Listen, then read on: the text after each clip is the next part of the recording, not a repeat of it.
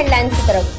मुहर्रम उल हराम में सिक्योरिटी के इंतजामात सख्त, वजीर आला सिंध, डीजी रेंजर्स और आईजी सिंध के दौरे।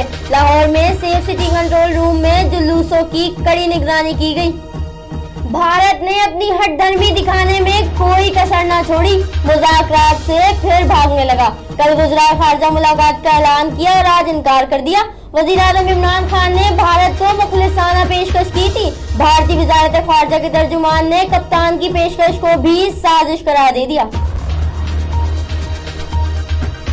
सवाल एक नहीं, सवालों पर सवाल उठ गए। अडियाला में जेलर कमरे में मिठाई किसके कहने पे आई? मोबाइल फोन भी कैसे अंदर आए? हनीफ अब्बासी को एडमिन ब्लॉक में किसने और क्यों पहुंचाया?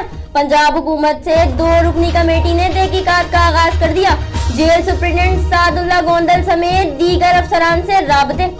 ख्वाजा आसिफ के हुकूमत को मशवरे, कहा हुकूमत मुल्क के वकार पर कोई समझौता न करे, भारत के साथ ताल्लुकात बटन दबाते ही ठीक नहीं होंगे। तो शीरी रहमान भी खामोश न रही, कहती हैं भारत कश्मीर के हकाइक सामने लाने से डरता है।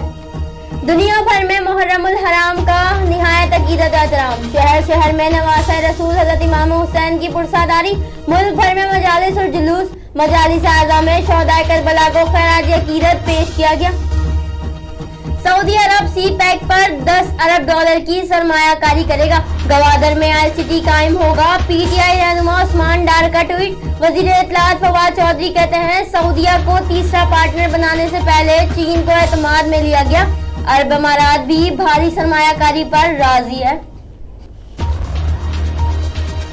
भारतीय हुकूमत दाखिली दबाव का शिकार है। शाह महमूद कुरैशी का रद्द अमल, कहते हैं हम पहले भी तैयार थे, अब भी तैयार हैं। कहा पाकिस्तान हम चाहता है कोई भी मसला हो उसका हल बातचीत से ही निकाला जा सकता है। जनरल असेंबली में कश्मीरियों की भरपूर नुमाइंदगी का ऐलान।